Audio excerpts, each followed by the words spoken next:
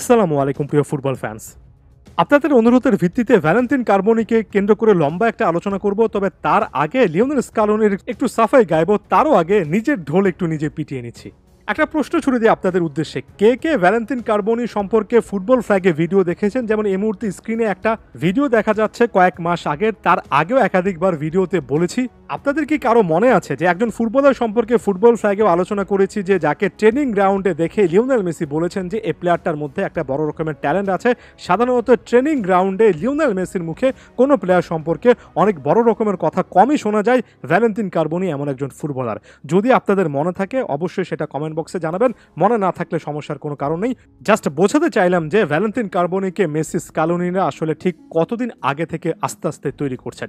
এরপর স্কালোনি প্রসঙ্গে চলে আসি। ভ্যালেন্তিন কার্বনির প্রমাণটা অলরেডি আপনারা পেয়ে গিয়েছেন যে ট্রেনিং গ্রাউন্ডে লিওনেল মেসির সঙ্গে ভ্যালেন্তিন কার্বনি ট্রেনিং করেছেন আরও বেশ কয়েকদিন আগে, যেখানে লিওনেল মেসি মন্তব্যটা করার সুযোগ পেয়েছেন। ট্রেনিংয়ের ব্যবস্থাটা কিন্তু আসলেই স্কালোনি করেছেন। তিনি আর্জেন্টিন ফুটবলে বড় রকমের পরিবর্তন আনতে অনেক ভালো কাজগুলোর মধ্যে আমার চোখে অন্যতম সেরা একটা কাজ করেছেন। সিনিয়র প্লেয়ারদের সঙ্গে জুনিয়রদেরকে রাখা এবং অনেক সময় 35-40 এমনকি 50-55 সদস্যের স্কোয়াড ঘোষণা করে জুনিয়রদেরকে ওই সুযোগটা দেওয়া, যাতে করে তারা কাছ থেকে লিও মেসি, ডি মারিয়ার মতো লেজেন্ডারি ফুটবলার তাদের আইডলকে দেখতে পারেন এবং সেখান থেকে একের পর এক ফুটবলার উঠে আসছে। আমি চাইলে একের পর এক নাম বলে যেতে পারি। যেমন স্কালোনি 2021 কোপা আমেরিকাতে হুলিয়ান আলভারেজকে ট্রেনিং গ্রাউন্ডে কোপা শুরু হওয়ার আগে বেশ কয়েকটা ম্যাচে বা প্র্যাকটিস সেশনে রেখেছিলেন এবং সেখানে তিনি দেখে তাকে বলেছিলেন যে আলভারেজ সত্যিকার অর্থে বড় রকমের একটা ট্যালেন্ট হতে যাচ্ছেন। সাম্প্রতিক সময়ে নিকো পাজ, লুকা রোমেরো, ক্লাউদিও অ্যাচেভেরি থেকে শুরু করে বর্তমানে অ্যালান ভারেলা, এজিকিউল ফার্নান্দেস, এই প্লেয়ারদেরকে তিনি জাতীয় দলের সঙ্গে হয় একসাথে রেখেছেন অথবা সামনে রাখার চেষ্টা করছেন। এই যে আমরা অনেক সময় স্কালোনির কড়াভাবে সমালোচনা করি যে অমুক প্লেয়ারকে তিনি বেশি করে আসলে প্রাধান্য দেন, তাদেরকে দলে রাখেন, এই ইয়াংস্টার বের করার জন্য, একের পর এক নতুন ট্যালেন্ট বের করার জন্য স্কালোনি যে কাজ করেছেন কার্বনিদেরকে নিয়ে, আলভারেজদেরকে নিয়ে, সেটার আমরা অ্যাকনলেজ করি। আর্জেন্টিনার ফুটবল ইতিহাসে কোন কোচ একটা জাতীয় দলের দায়িত্ব পালন করার সাথে সাথে ইয়াং ট্যালেন্টেড ফুটবলার এমনকি অনূর্ধ্ব 23-এর কোচের সাথে একসাথে কাজ করে সেখান থেকে একের পর এক ট্যালেন্ট বের করে এনে জাতীয় দলের সঙ্গে ক্যাম্পিং করান? আমার তো জানা নেই, আপনাদের জানা থাকলে সে জিনিসটা অবশ্যই জানাবেন। এরপর ভ্যালেন্তিন কার্বনি প্রসঙ্গে চলে আসছি এবং এখানে আমি পাওলো দিবালাকে টেনে আনবো। কেন টেনে আনছি একটু মনোযোগ দিয়ে শুনলে ব্যাপারটা বুঝতে পারবেন। বর্তমান সময়ের পাওলো দিবালা মূলত একজন সাপোর্টিং স্ট্রাইকার, মূলত একজন প্লে মেকার এবং অনেকটা সেন্ট্রাল জায়গা অকুপাই করে খেলেন, যে কারণে লিওনেল মেসির সঙ্গে একই একাদশে থাকলে দুজন একই জায়গায় চলে আসেন। এই জিনিসটা এতদিনে সকলের বুঝে যাওয়ার কথা। এই মুহূর্তে আপনি পাওলো দিবালার একটা স্ট্যাটস দেখতে পাচ্ছেন, যেখানে দেখা যাচ্ছে তিনি মূলত সেকেন্ড স্ট্রাইকার হিসেবে 224টা ম্যাচ, সেন্টার ফরওয়ার্ড হিসেবে 133টা ম্যাচ খেলেছেন। তবে ক্যারিয়ারের শুরুর দিকে তিনি কিন্তু রাইট উইঙ্গার হিসেবেও 47টার মতো ম্যাচ খেলেছিলেন।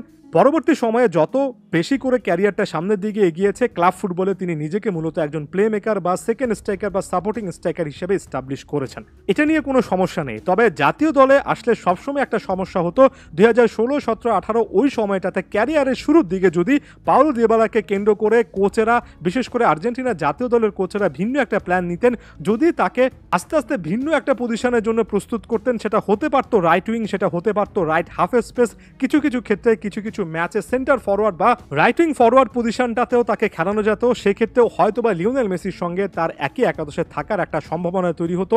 জাতীয় দলে ভিন্ন একটা রোলে আসলে এই প্লেয়ারটা মানিয়ে নিতে পারতেন। এতগুলো বছর পর ম্যাচ, মাত্র 1500 মিনিট, মাত্র 3টা গোল, জাতীয় দলের ক্যারিয়ারটা তার এতটা বিবর্ণ হয়তোবা হতো না। লিওনেল মেসি অবসরে চলে গেলে তখন পাওলো দিবালা আসবেন। এটা করতে করতে 30 বছর বয়স তার হয়ে গিয়েছে। আমার কাছে মনে হয় না যে ভ্যালেন্তিন কার্বনিকে ঘিরে একই রকমের চিন্তাটা করা উচিত। ক্লাব ফুটবলে এমনকি বয়সভিত্তিক ফুটবলেও ভ্যালেন্তিন কার্বনি মূলত একজন প্লে মেকার হিসেবে, নাম্বার 10 হিসেবে লিওনেল মেসির রোলটা প্লে করেছেন। তবে স্কালোনি এসে এখানে যেটা ব্রিলিয়ান্টলি করছেন সেটা হচ্ছে মাত্র 19 বছর বয়সী ভ্যালেন্তিন কার্বনিকে খুবই কম বয়সে পিক করেছেন এবং শুরুতে তাকে জাতীয় দলে নিয়ে এসে রাইট উইংয়ে আনহেল ডি মারিয়া পজিশন কিংবা অনেকটা সেটার একটা রিপ্লেসমেন্ট হিসেবে তৈরি করছেন। কারণ স্কালোনি খুব ভালো করে জানেন ভবিষ্যতে আনহেল ডি মারিয়া না থাকলে, এটা যেহেতু তার শেষ ইন্টারন্যাশনাল টুর্নামেন্ট হতে যাচ্ছে, ওই জায়গায় শূন্যতা তৈরি হবে, তাই তার আরও একজন নাম্বার 10 দরকার নেই। লিওনেল মেসি যতদিন থাকবেন তিনি সেখানেই খেলবেন। এই প্লেয়ারটাকে যদি একটু উইংয়ে সরিয়ে নেওয়া যায়, অন্তত যদি রাইট হাফ স্পেসে তাকে এস্টাবলিশ করা যায়, তাহলে হয়তোবা ভ্যালেন্তিন কার্বনি সামনের দিনগুলোতে একের পর এক ম্যাচ খেলার সুযোগ পাবেন। পাওলো দিবালা সিচুয়েশনটাই তৈরি হবে না।